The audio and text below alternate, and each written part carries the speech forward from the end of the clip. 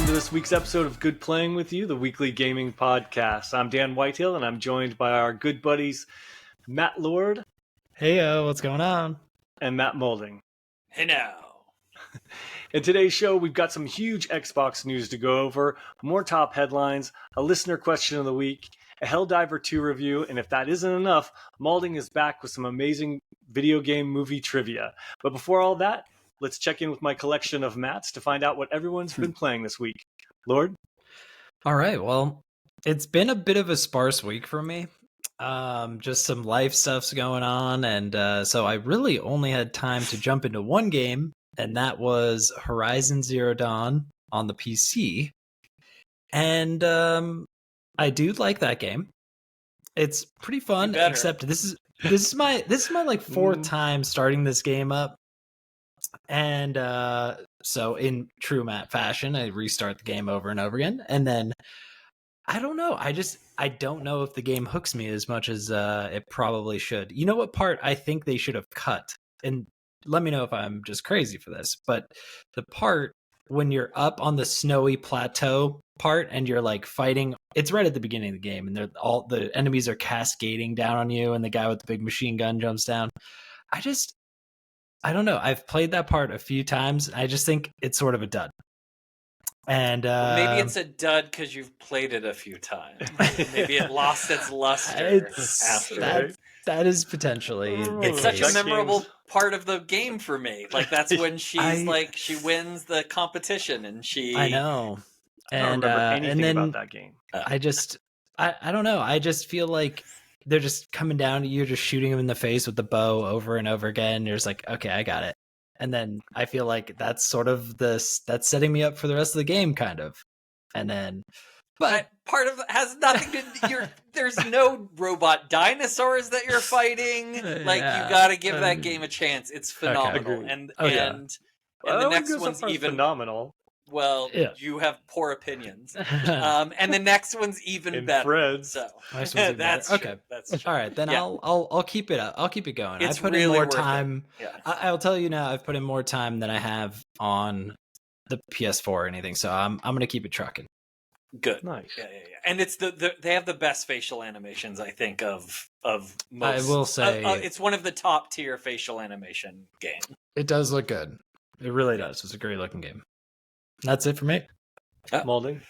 I was playing for the last 2 weeks. I've been playing the Persona 3 Reloaded.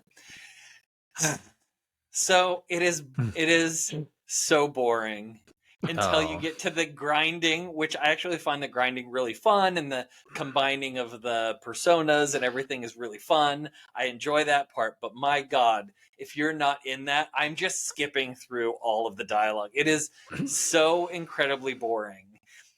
But I must say, I give them such credit for the way you call your personas is you pull out a gun and shoot yourself in the head. Each time you cast a spell, you pull a gun out and you fire it into your head, and the magic persona comes out your head. It's crazy that made it through whatever checks it had to go through. Like, even there's a little kid. There's also a dog. The dog doesn't shoot himself in the head, thankfully. But the dog there's eats a little kid. Bar of chocolate. It's like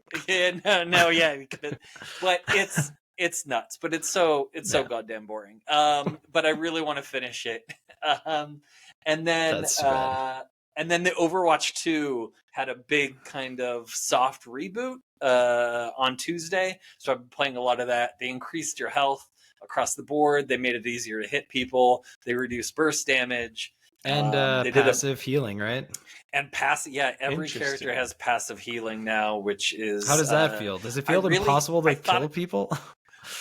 No. And what about the healers? No, are they duplicative now? Are they needed? Like, I think I only played Lucio. Yeah. You absolutely do need to have the healers. It only kicks in after like a few seconds, and if a DPS is hitting you, it reduces the rate that you can be healed by other healers. They did some balancing to it that helps out. I really thought it was going to be crazy, but it's not as bad. But they also reset your SR for competitive across the board. So we restarted And yeah, I'm not as good of a tank that I thought I was going to be, but I made gold in DPS and healing. So Oh yeah, wait, nice. Maulding. That means I can play heals with yeah, you guys now. Nice. Yeah, they actually. Well, you're gonna have to re-rank. You're gonna have to play Oh. 10 games of No. each. Yeah, to re-rank. No. Yes. Yeah. I do not. So- Okay. Well. Yeah. All So right. I know you have a kid and everything, but Yeah. more importantly, I just you wanna have to play. rank in Overwatch. Exactly. She can take That's care what of babysitters herself. are for. Just Yeah, want to babysitters. play. I just want to play. Yeah. So those are the two this week. What about you, Dan? Nice. I've been playing an obscene amount of Palworld still. I know I feel like I'm the only one still playing that game, but I really like it. I'm getting towards the end game in it. And I gotta say, gentlemen, I'm a little bit nervous because the end game could be dark times for my pals. They kind of make incentives for you to murder your pals because there are elements you need and they're legendaries. I mean, you can get them other ways, but it's probably easier if you just murder them. So I'm contemplating Palicide for this weekend, and it might be a dark time for them. Other than that, I've been killing a lot of bugs in Helldivers 2, which I have a review on, and I look forward to telling you guys all about that later on in the show. Can't wait. Agreed. Nice. Okay. So before we get to all that, though, let's discuss the Xbox business update that just happened today. Huge stories, huge headlines. Can't wait to hear what you guys think about this. For those of you who aren't familiar with the story, last week several internet rumors or leaks started coming out about claiming Xbox would start publishing its exclusive games on multiple platforms, including PS5. In the beginning, it started innocently enough with The Verge reporting that Tango Gameworks Hi-Fi Rush would be going multi-console, then quickly spiraled out of control, as things do on the internet. Surprise, surprise. So that by the end, Xbox Era was reporting Starfield, Jeff Grubb was saying that Gears of War, and The Verge was saying that Indiana Jones was possibly launching day and date on the PS5, which sent many nerds, ourselves included, into overdrive. Trying to help calm the rumors, Xbox head Phil Spencer tweeted there would be an Xbox business update this week. And today, Phil Spencer, Sarah Bond, and Matt Booty finally addressed the controversy, and here are the main points that they laid out. First, 4 Xbox Studios games are coming to other platforms, but they won't tell us which ones. Phil Spencer said he doesn't want to, quote, take away from those teams that are developing it so that they can, implying that they're going to announce it themselves. He did clarify that they are not Starfield and they are not Indiana Jones. These 2 games that are chosen to go, or these 4 games are going multi-platform. 2 of them are, quote, community-driven games, as well as the first iterations of franchises that Microsoft wants to invest in further. The other 2 are described as smaller games that were never really meant to be built as a platform exclusive with all the fanfare. So before we go any deeper, they kind of set out a mystery for us to kind of figure out. I wanted to pick the brains of the 2 Matts and the brain trust here and see what are these 4 games? What do you think? I feel like I've heard some rumors. The rumor mill has been churning on YouTube a little bit. I've heard. I think this is pretty accurate. I think it's gonna be like a Hi-Fi Rush. I think it's gonna be Sea of Thieves. Yep. Enjoy. Dang, what was the other one? Pentiment, which I feel like the last 2 I was just like, okay. And then yep. I don't know. I still feel like it's gonna be like a Starfield. You think he was bald-faced lying to us? I think they're just lying. Just Starfield is still coming to PS5, and that's gonna be the big twist to the whole thing. It could be, but it's a community-driven game, right? So I was thinking in multiplayer. Oh, yeah. It's going to be Maulding. Grounded.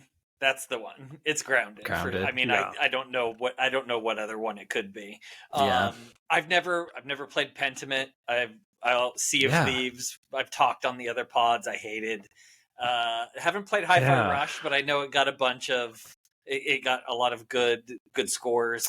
I did like Grounded. That game. It's good. Grounded had me for like a day, I think, maybe 2 days.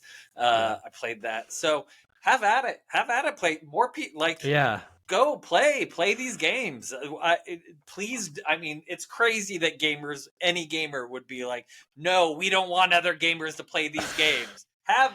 Take them. Who cares? And It drives me nuts. That just like brings me to kind of the next thing that's on my mind is like, why take it long format to like, basically almost defend these seemingly random games coming to other consoles. I don't think it's a big deal. And that's why I feel like it's almost like there's got to be some other things working.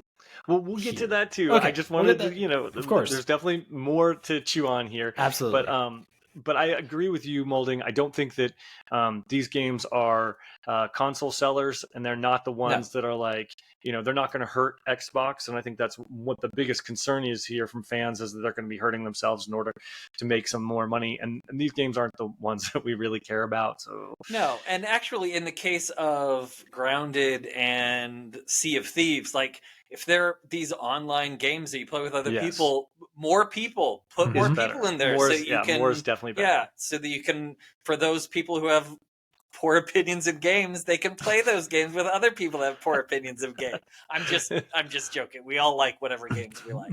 But but the more the merrier. Like, have at it. Yep. Absolutely.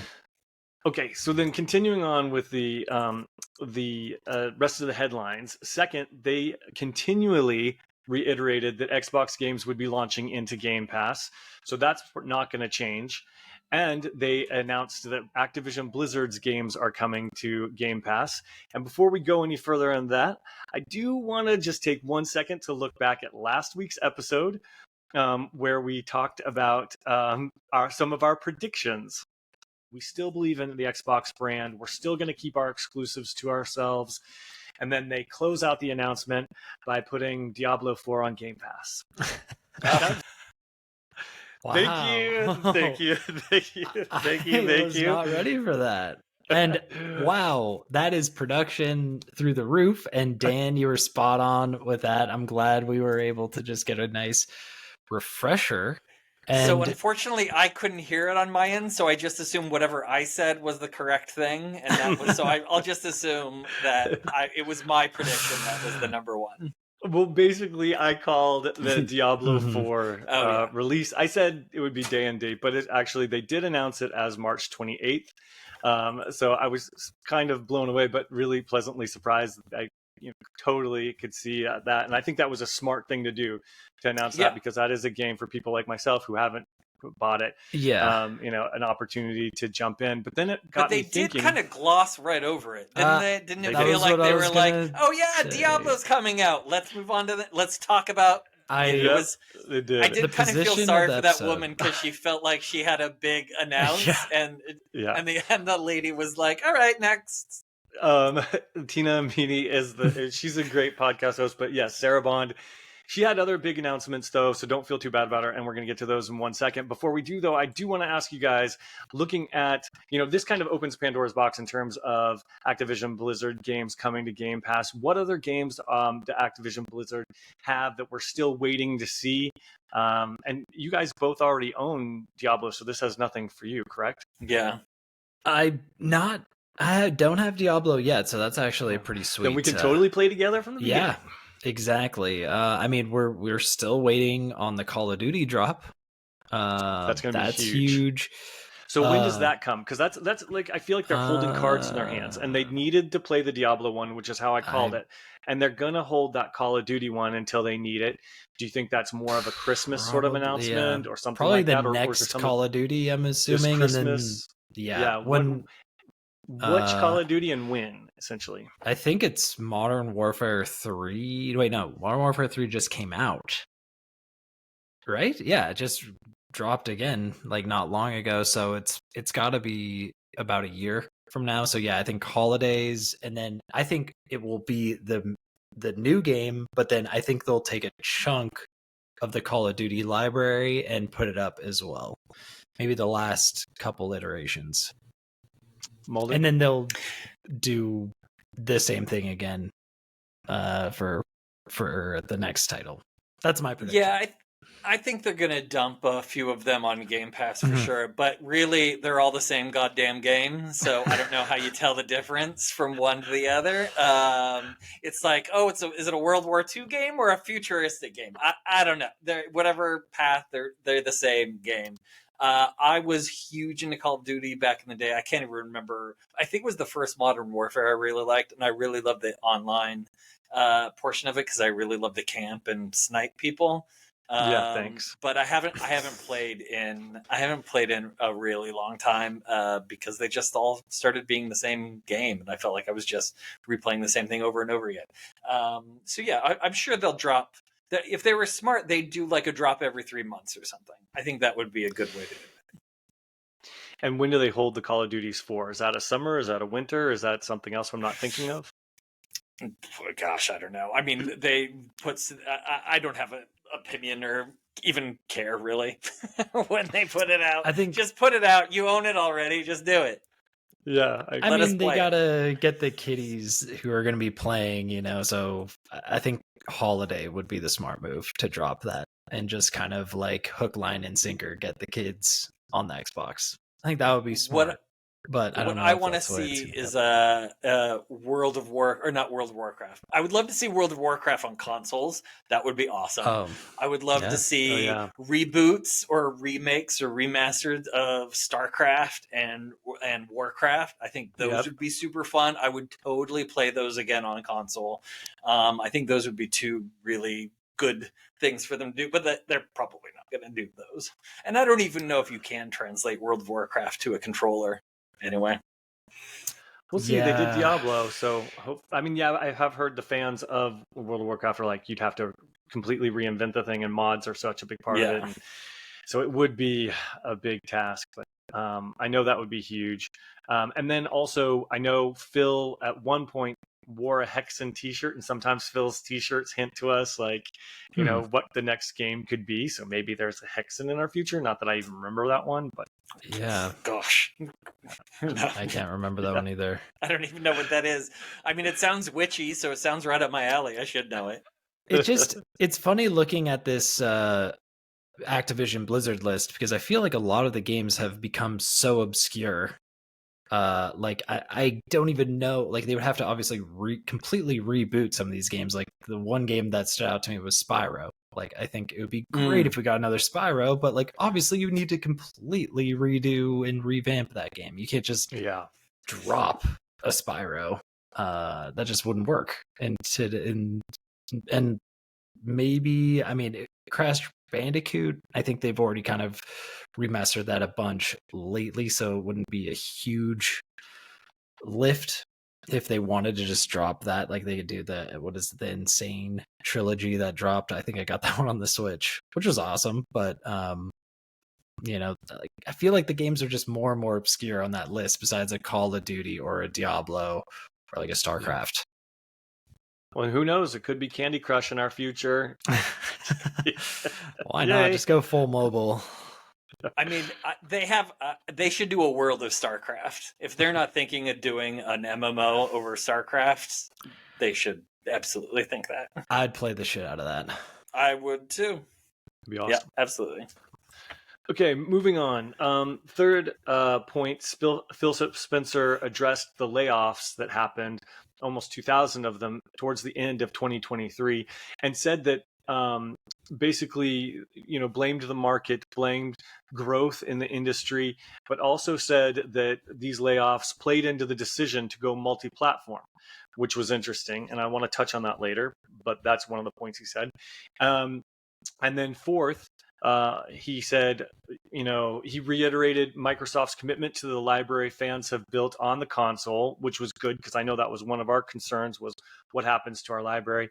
Spencer said that Xbox will try to respect that future hardware generations try and keep the services up as long as it can. And last, I thought that was interesting wordage. Yeah. By the way, I just thought that made me actually nervous the way he said that, because it made me seem like, hey, if these games disappear, that's because it's on console, and you better get a PC. That was how I took that. Was the quote "try"? Is that in the quote? We'll try to keep them. Yeah, try to keep services up as long as it can. I was literally just like, how? Okay, why even say that? Like, I know it's well, I tough think people to... were concerned about libraries going away, and they were touting their initiative in backwards compatibility. Yeah.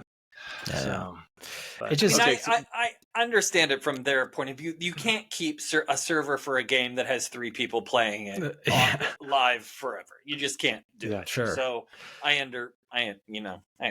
But was this strictly multiplayer that they didn't specify? Yeah. It was just it was just like, we'll try it. Like, he was just like, consoles have like a harder time like preserving games, but hey, that's why there's like a PC around. And I was like, oh, that's kind of interesting talk. I know, maybe I'm just being a little paranoid. That kind of dovetails with the last point I want to talk about or mention, and then we can talk about all of this. Is last they addressed Xbox's commitment to actually making consoles themselves.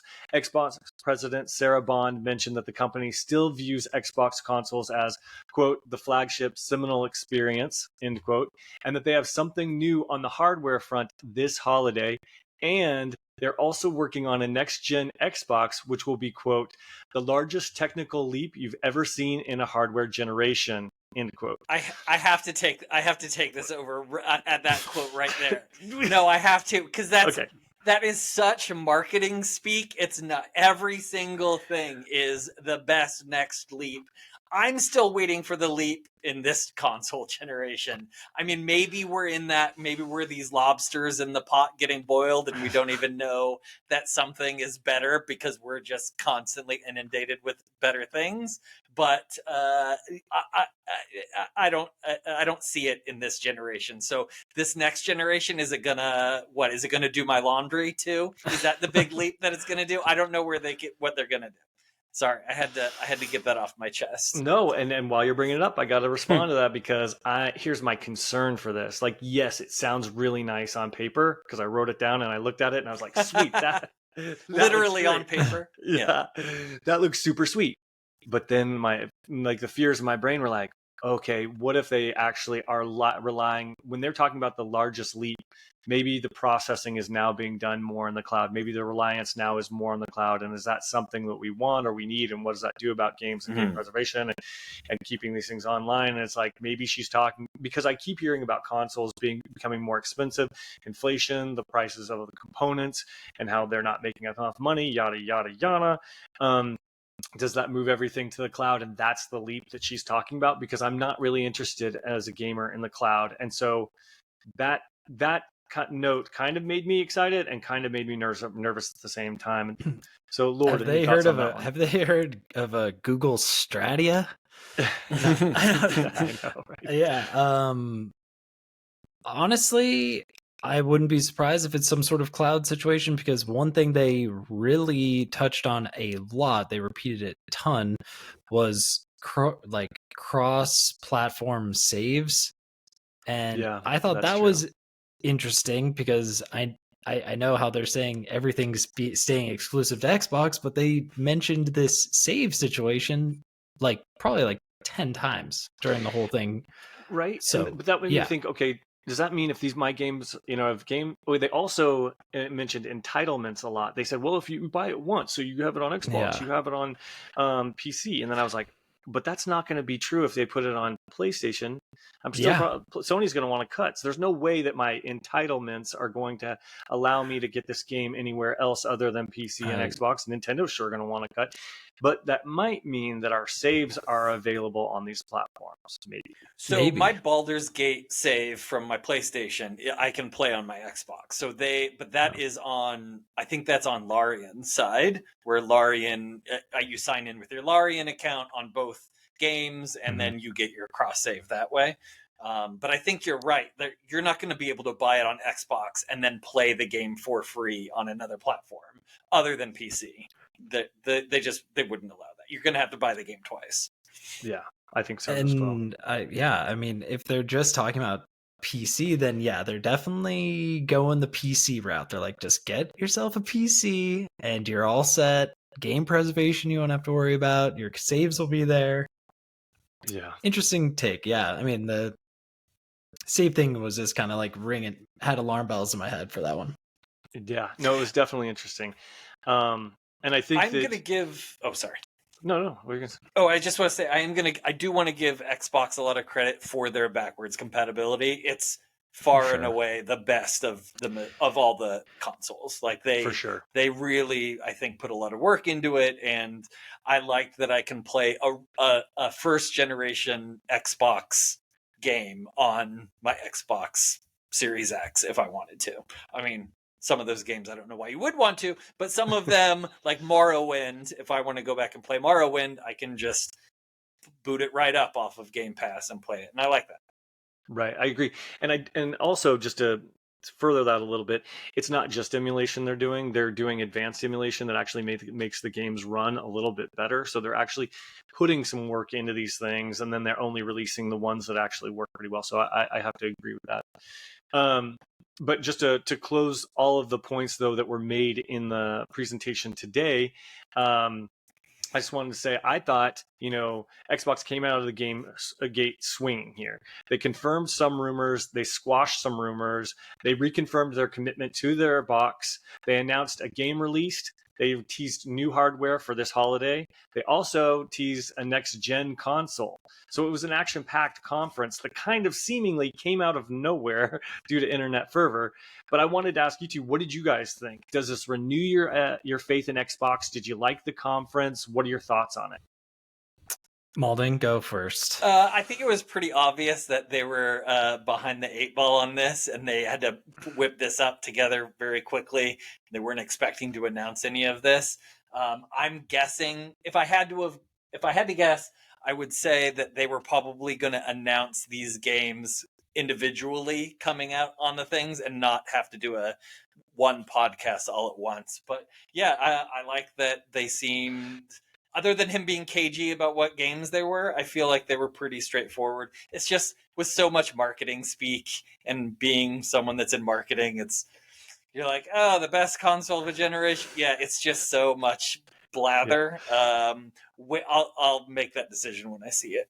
One thing I have to jump on is I totally agree with you, but the funny thing was, Phil started off in his first sentence, and he said, well, when we initially envisioned this business update in December, yeah, and I was just like, bullshit. Because, you know what? Like, if you envisioned it in December, well, that's funny because you've never really done a business update before. And then two, it's like, you should have done it earlier, but you were being a little bit greedy, probably waiting for your Christmas sales before, putting out any sort of news that might be viewed as negative. And then again, like you said, they got behind the 8 ball, so they let the message get away from them, and that is 100% their fault. So I thought that line in the very beginning, I thought the conference was great, but it set it off on a note that made me say bullshit, and that was not a good line. I clocked that right away too. It's like, oh, so it's just a coincidence now that you're doing this podcast the week after this news leaked? All right, Phil, whatever. Yeah, I mean, I thought it was great, and it felt reactionary for sure. And that's a great point, Dan. It's just like Phil kind of said it right away. He's like, this was set for something else, but we had to do it now. And I feel like it answered a lot of questions, but for me, it made me question a lot of stuff. Like, what is happening? Why are we talking about cross saves? Like, why are we making a big deal about these 4 random games? Like, those rumors could have been squashed with a Twitter statement, in my opinion. And then now we're talking about game preservation. We're talking about all this other stuff. And to be honest, like, that stuff, I don't feel like I'm alone with being nervous about that stuff. Maybe I'm just being more paranoid with all these different license situations going on as we speak.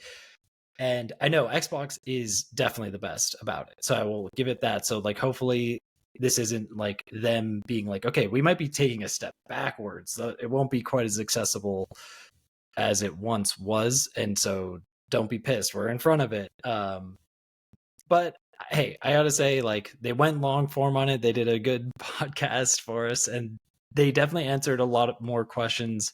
And we got Diablo 4. out of it as well, so that's pretty sweet. Even though it was sandwiched in the middle of the the presentation kind of randomly. I think, hey, like at least they did something about it. So we'll give them a thumbs up for the effort. Yeah.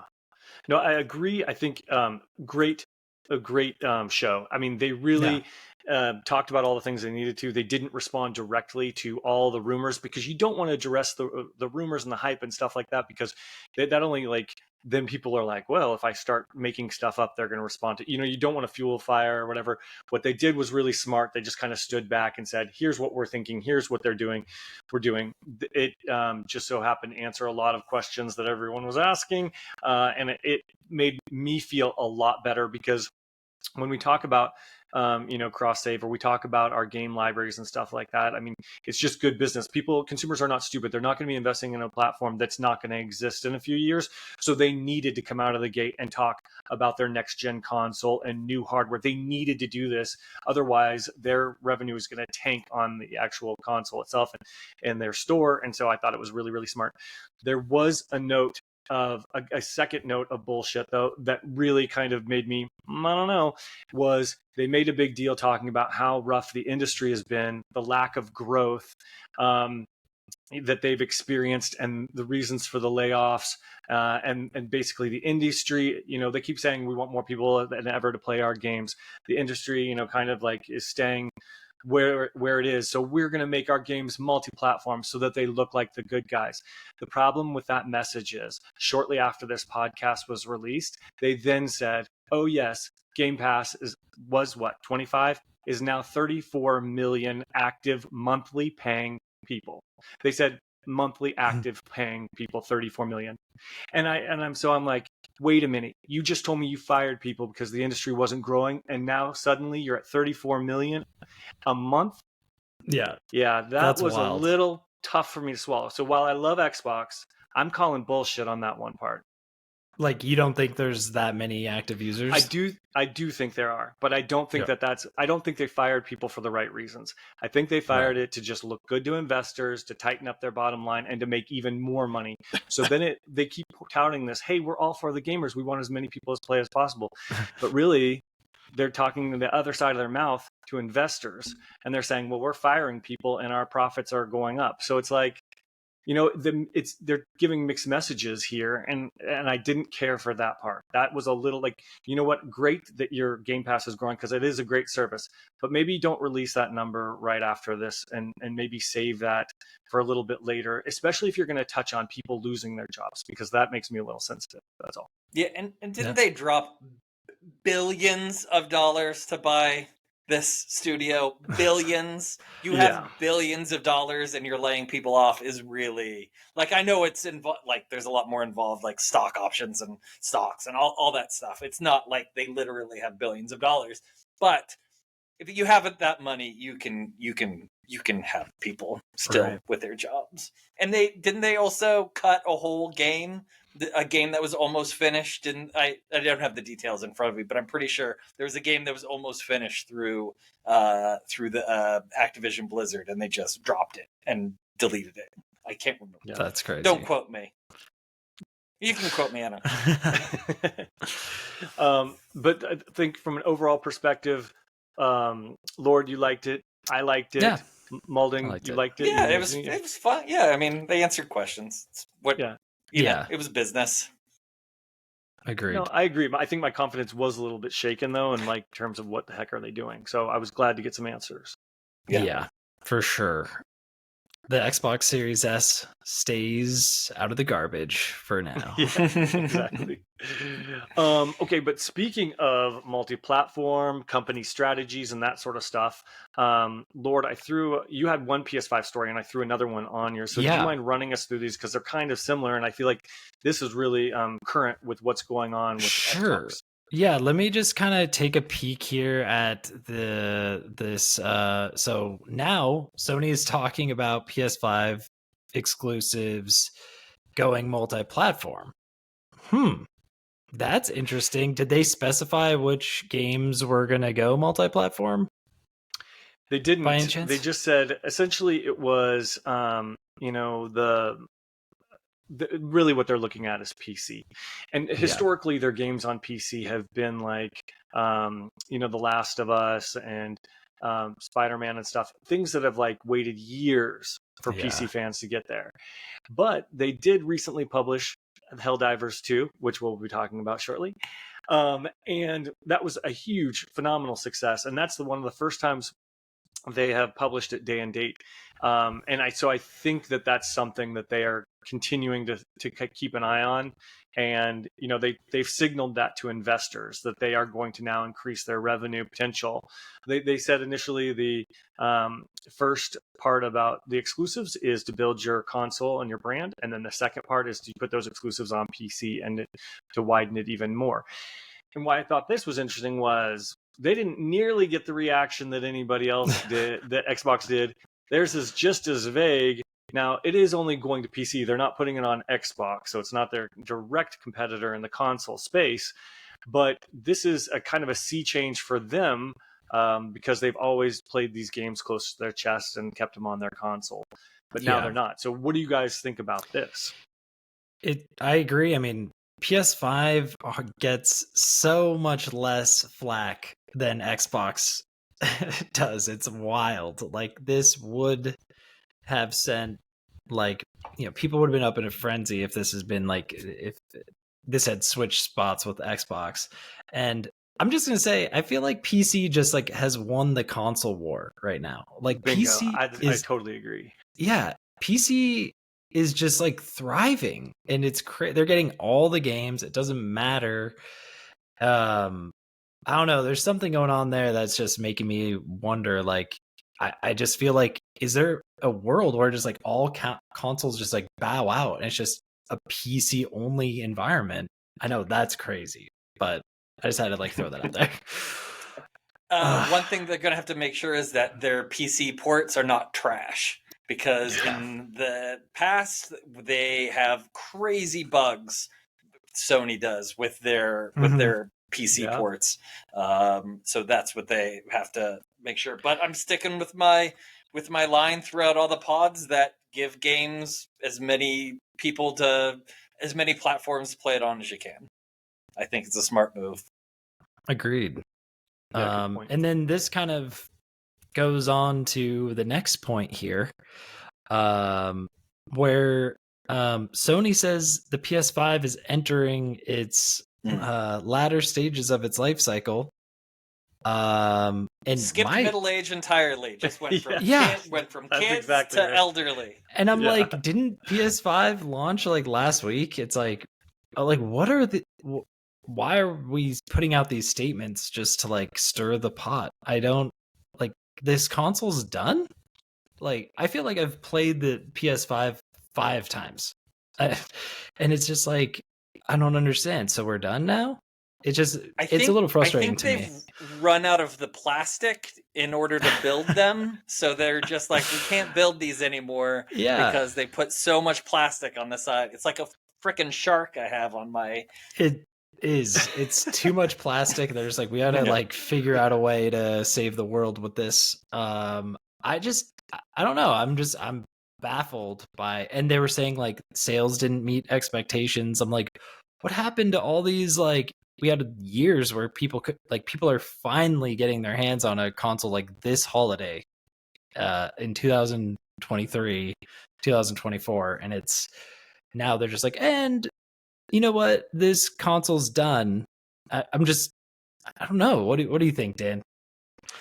Well, I think the article said a little bit more about like pacing not matching up to PS4.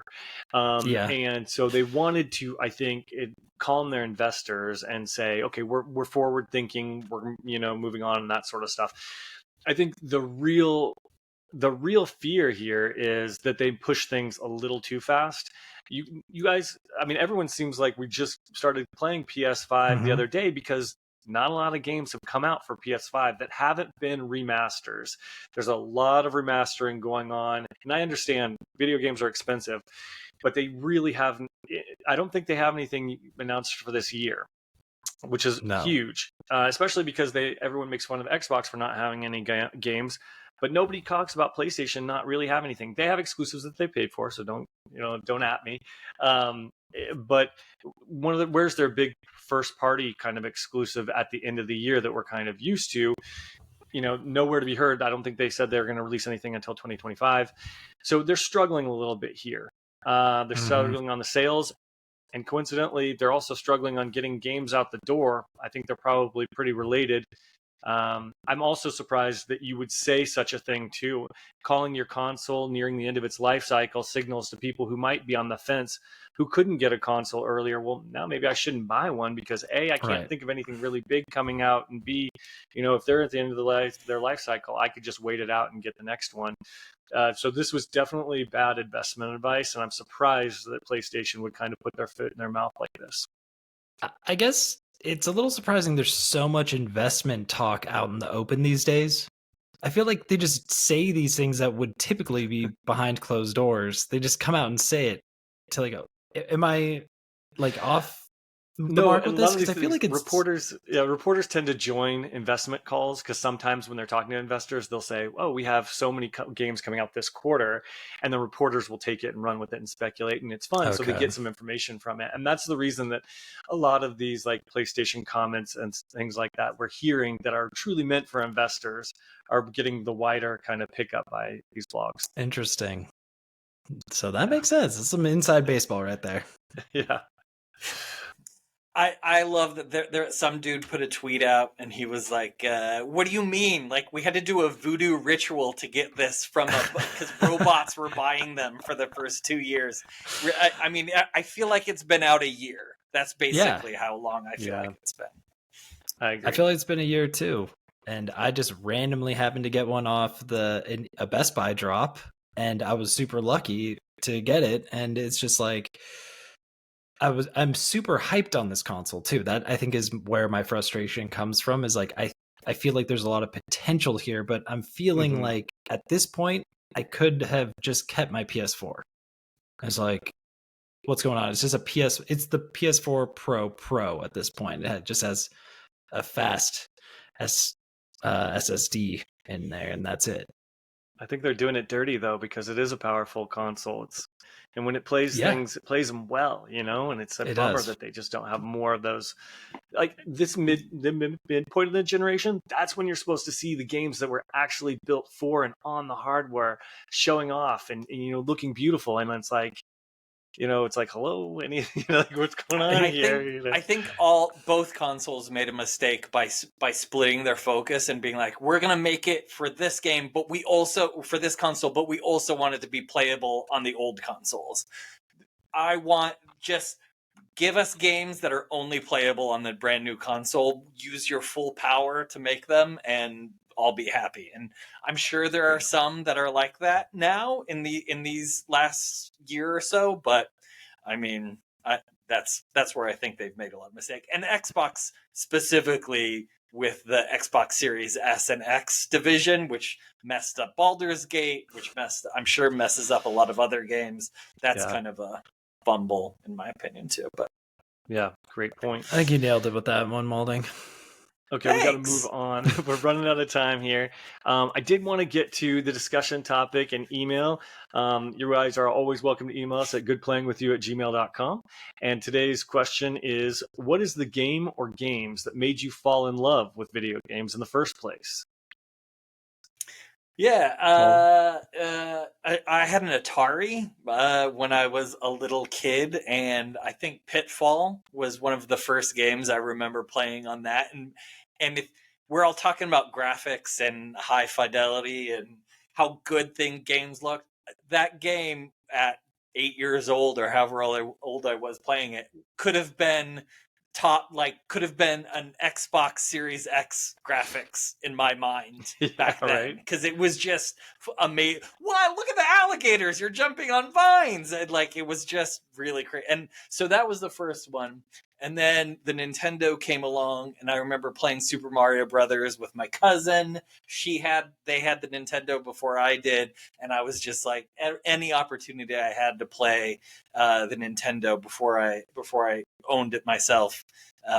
Super Mario Brothers was huge, and then my love of role playing games is from the original Final Fantasy on the Nintendo, which I just absolutely loved. Hard as hell for a 9-year-old or 11-year or however old I was when it came out. It was so difficult, but I think I replayed it 3 or 4 times. I loved it so much. Nice. Oh man, all good games, and I agree. So you're going to hear some of those in mine as well. Absolutely. Lord, what about yourself? Well, I feel like the game that really got its hooks in me back in the day was Super Metroid on SNES. Classic. It's just that one I remember just playing on this super janky like tube television in my room. I had the strategy guide. I had to get all the energy tanks. I had to get all the different suits, and I just thought, I'm like, man, navigating this Metroidvania-esque map was such a cool. I hadn't played a game like that before, and I just thought that was so awesome, and it seemed so groundbreaking to me.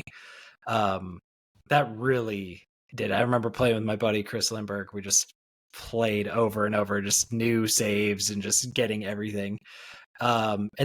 But more recent titles, I gotta say, I fell in love with video games.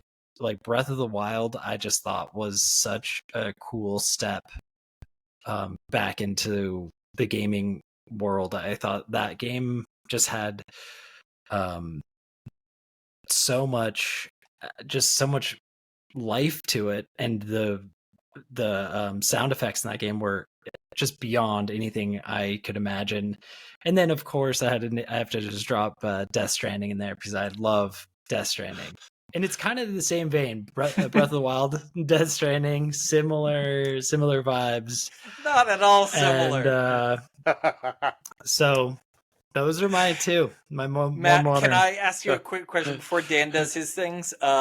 Is there a game that you are excited to play with your kid the first time you get a chance to play a game? You know what I think that you're going to sit down and is it Mortal Kombat?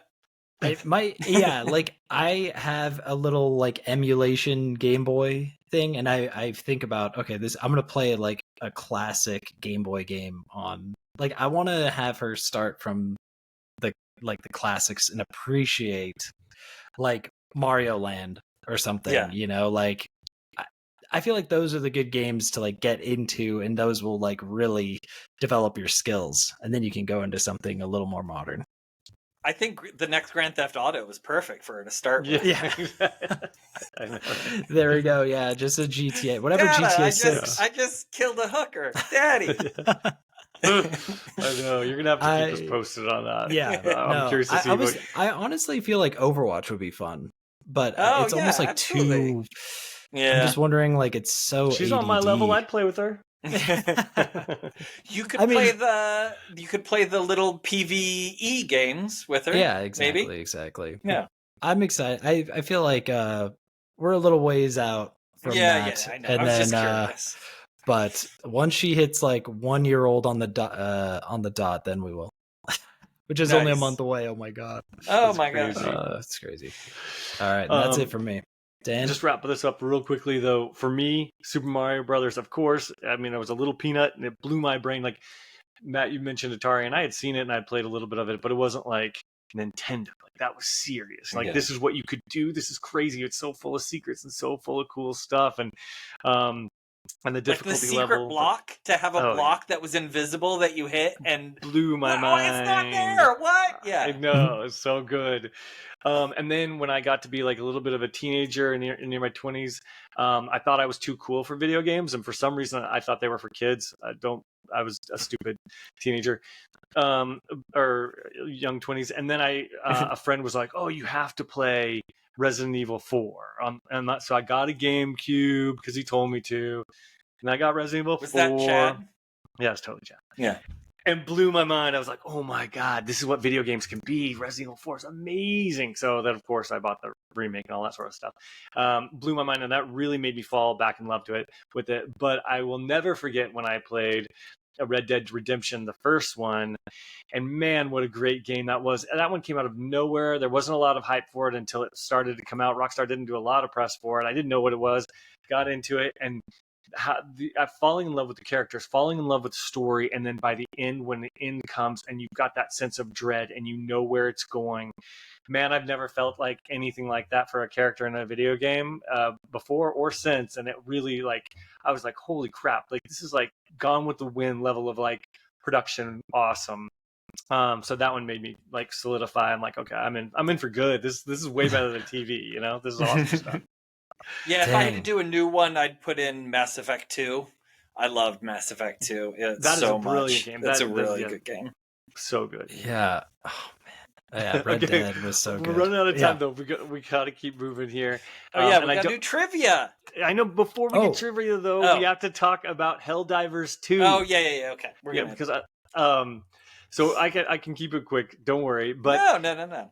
Okay, so Helldivers 2, it's $40. It released on PC and PS5. It's created by Arrowhead Studios and published by Sony Interactive. And I'm sure you guys have heard about it all week. And basically, it's an extraction shooter where I've got a squad of 4 people. You land on planets full of bugs. You blow them away. You have to run around the planet and find certain things, do certain objectives, upload data, do certain things. Then you get to the LZ and you have to protect it while it takes a couple of minutes for the spaceship to come in. And then you get out of there and you get back to your ship in the sky and you kind of count your loot with your buddies. Everyone gets shared loot, which is good, but you kind of count your loot and you're like, okay, can I buy this upgrade? Can I buy this? It's got a little bit of a season pass action and some microtransactions, of course, but it's a $40 game. And it's got some upgrades and things like that and different levels that as you go up that you can buy different stuff. So that's essentially what it is. I think the graphics are phenomenal. I think they're absolutely beautiful. The intro cutscene really sets it up nice. It is like Starship Troopers in a way with that sort of military-esque, but it's kind of funny and the graphics are really, really great. Then once you get into the actual loop of the game, it's an extraction shooter. We probably all played them before. It's not that different. It does do something a little bit different with stratagems, which are like their superpowers and buffs that you can call down from your ship above, which is fun because it's got like a mini game that you have to press, like your buttons and stuff. It's awesome. It's really, really fun. And it's really great. I've put a lot of hours into it. I'm still trying to climb the ranks. I think there are 9 levels of difficulty. So you start like small and then you grow over time. And it's definitely worth checking out when it works. And that's why when we were texting this weekend, I did not say, you guys have to buy this game and play it with me right now. Because I would have said that because it's only $40. Except for the fact that the game doesn't work half the time. And I know Really? that the studio has been doing a phenomenal job over the weekend of constantly updating Twitter, talking about all the things and the changes they're making to their server. But it is a huge bummer when you're in a game, you're in a party, you're trying to join, the missions are, you can't find missions left and right because they're erroring out. You do finally join, then your party doesn't join. You go down, you have a successful mission. And sometimes these games last about 30 to 40 minutes. You come back on your ship, and then as you're counting your rewards, your screen goes gray. And it fails to connect to the server, and you lose absolutely all of your rewards.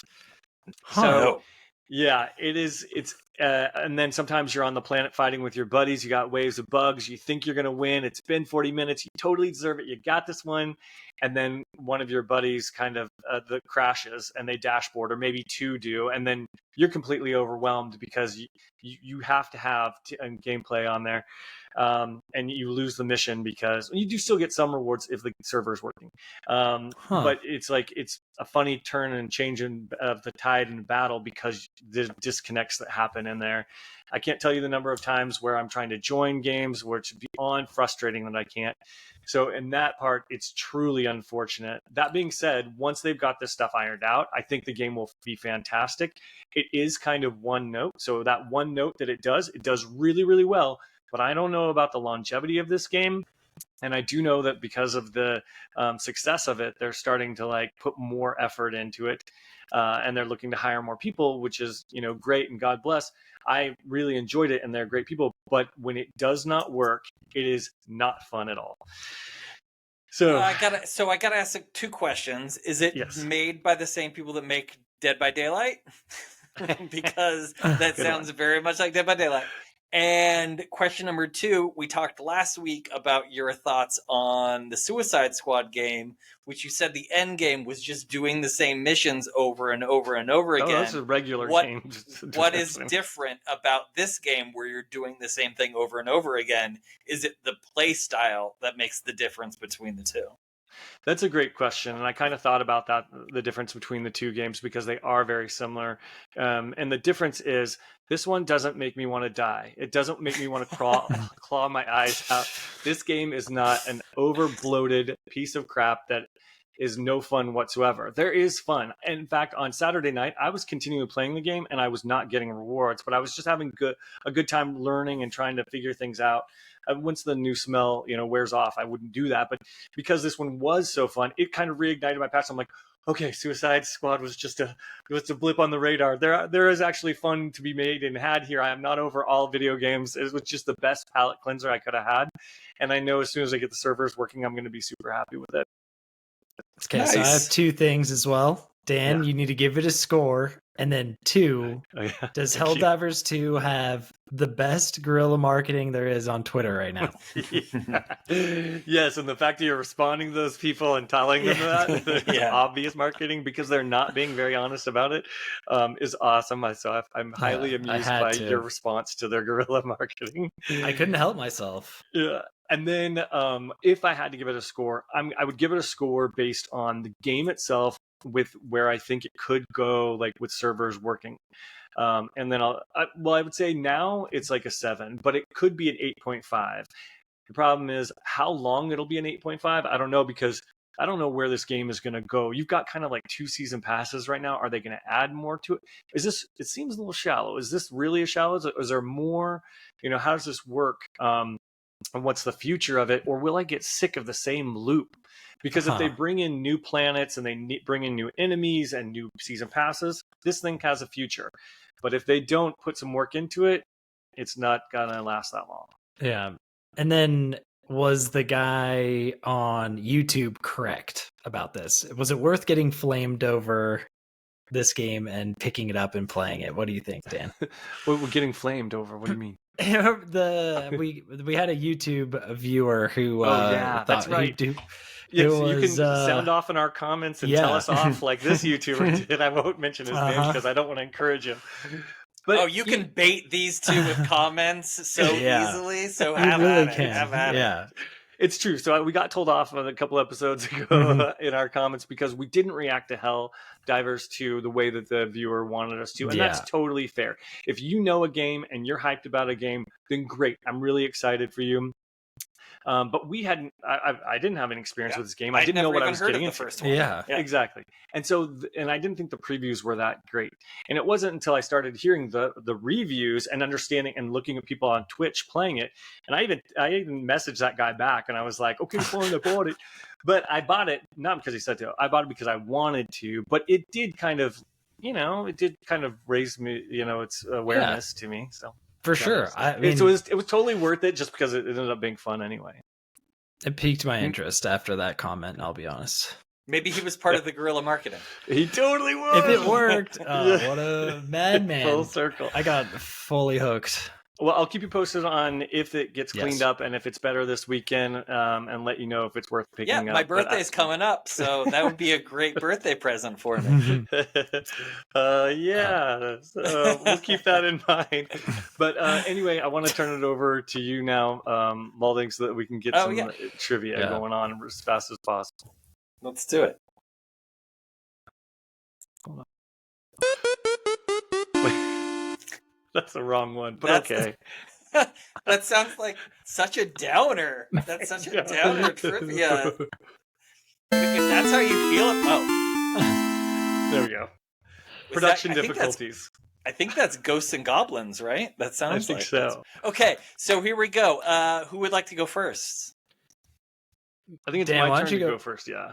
Right. Yeah. Okay, Dan, you go Yeah. first. So Matt, take off your wait. headphones. Oh, Oh, no, Dan, I you're turn gonna out- take yeah. off. Okay. Yeah, I Yeah, think okay. last time Oh, you. okay, perfect. All right. Okay. Yeah. Got it, All right. Matt. So okay, so this is for you, Matt. All right. I'm gonna make I'm sure ready. This Dan is my good. win. This is your win. Here we go. This I'm is gonna my start win. the timer now. What is Name the theme, first though? Oh, sorry. This is movies. Okay, I'm gonna movies. restart. All right, yeah. It's Let's video restart. game movies. Thank you. Video for game reminding me. movies. Perfect. All right, here we go. Name the first movie based on a video game which came out on May 28th, 1993. Super Mario Bros. Mia Jovovich stars in which two video game franchise movies? Resident Evil and Monster Hunter. Which video game film franchise was the first to have a sequel? Man, I don't know. Pass. I soon regretted buying a ticket to see this movie on opening night based on an MMO. World of Warcraft. Alicia Vikander is the lead in which video game movie reboot? Tomb Raider. This franchise leads the pack with the number of live-action theatrical releases at 7. Resident Evil. Uwe Boll is infamous for directing terrible video game adaptations. What was his first one? Oh, pass. Now adjusted for inflation, this live-action movie earned the biggest worldwide box office with $450 million. Live action.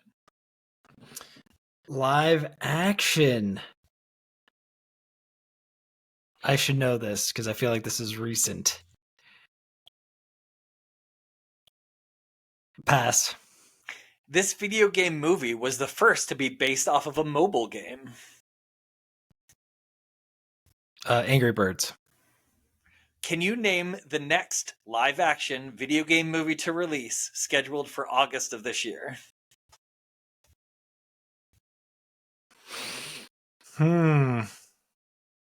Pass. Okay. Do you want to go back to any of them? No, that was... I don't think I'll be able to get them. I feel like I should have known the live action one that was the highest grossing because I feel like it was on the tip of my tongue. But all right. We're all good. Dan, your turn. Come on. Give him the signals. I think Is I it- actually... What the signals? Yeah. You think you know it? Yeah, okay. But yeah, We'll have to go back. I think I missed it. That's okay. That's So okay. much regret. All right, Dan. After I'm fine with that too. That's cool. Let me. Let me boot this back up. Okay, Dan, are you ready? Always. Here we go. Name the first movie based on a video game which came out on May 28th, 1993. Is that the Wizard one? Is that your answer? No, it was Super Mario Brothers. Mia Jovovich stars in which two video game franchise movies? Resident Evil and I don't know the other one. Off the top of my head. Which video game film franchise was the first to have a sequel? Oh wait, it was the Monster Hunter, of course. Sorry. What was the second one? Which video game franchise? Video game film franchise was the first to have a sequel? Oh great. Street Fighter? I soon regretted buying a ticket to see this Mortal movie Kombat. on opening night based on an MMO. World of Warcraft. Alicia Vikander is the lead in which video game movie reboot? Tomb Raider. This franchise leads the pack with the number of live-action theatrical releases at 7. Resident Evil. Uwe Boll is infamous for directing terrible video game adaptations. What was his first one? House of the Dead? Now adjusted for inflation, this live-action movie earned the biggest worldwide box office with $450 million. Live action.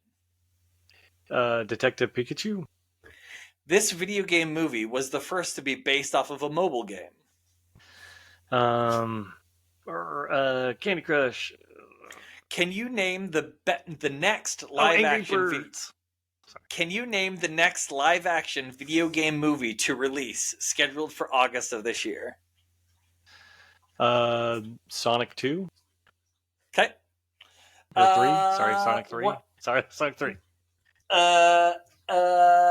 Borderlands. Borderlands. It was totally Borderlands. Time's up. Sorry. Matt, you got 6 That was a correct. roller coaster. Dan got 5, 6, 7, 8 correct. Oh my. Dang. So Wait. Yes, let's hear them. So we'll do the answer. So Super Mario Brothers was the first video game movie. You both got that. Resident Evil and Monster Hunter were the two from Milla Jovovich. You both got that. Mortal Kombat was the first video game film franchise to have a sequel. Neither of you Should've got it. known that. Yeah. Warcraft is correct for the MMO movie. Tomb Raider is Alicia Vikander. Franchise that leads the pack is Resident Evil, has 7 live action movies, and they have some animated movies, and they have some direct to video movies. Uwe Boll, House of the Dead is correct. Didn't I saw get it in that the one. theater. It was truly awful. I still want my money back.